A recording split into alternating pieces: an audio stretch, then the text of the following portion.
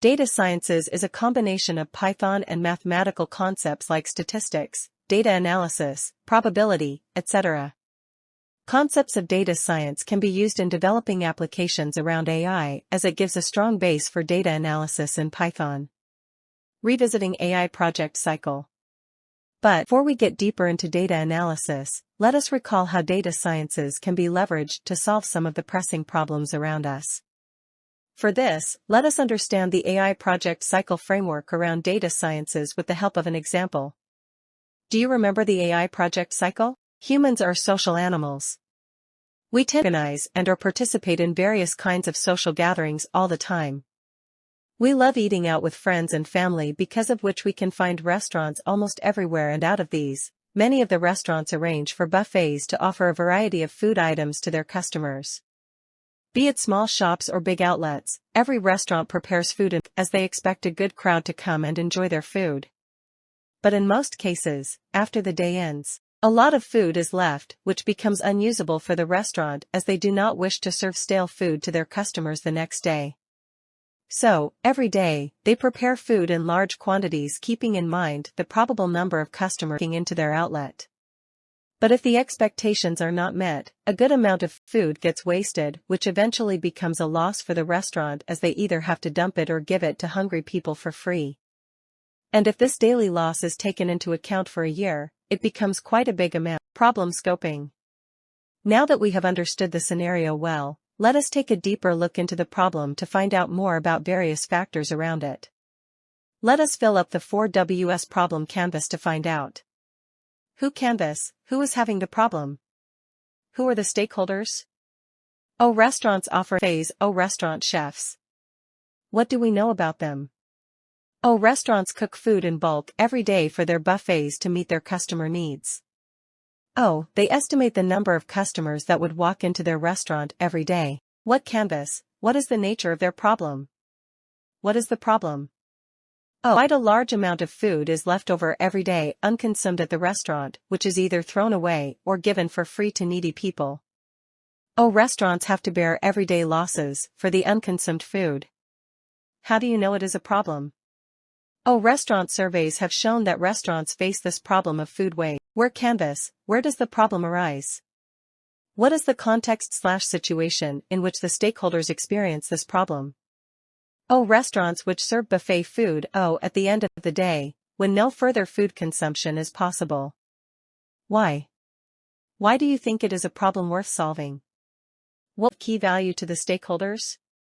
Oh, if the restaurant has a proper estimate of the quantity of food to be prepared every day, the food waste can be reduced. How would it improve their situation? Oh, less or no food would be left unconsumed. Oh, losses due to unconsumed food would reduce considerably. Now that we have noted down all the factors around our problem, let us fill up the problem statement template. Are restaurant owners who have a problem of losses due to food wastage what? While the food is left unconsumed due to improper estimation, where an ideal solution would be to be able to predict the amount of food to be prepared for everyday consumption. Why? The problem statement template leads us towards the goal of our project, which can now be stated as to be able to predict the quantity of food dishes to be prepared for everyday consumption in restaurant buffets. Data acquisition. After finalizing the goal of our project, let us now move towards looking at various data features which affect the problem in some way or the other.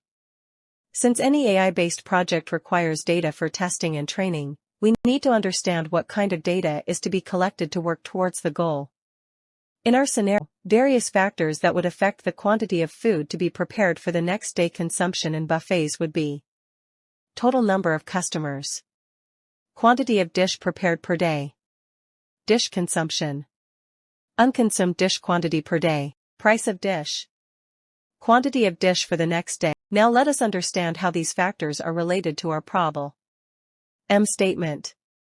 For this, we can use the System Maps tool to figure out the relationship of elements with the project's goal. Here is the system map for our problem statement.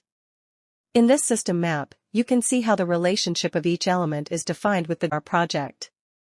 Recall that the positive arrows determine a direct relationship of elements, while the negative ones show an inverse relationship of elements.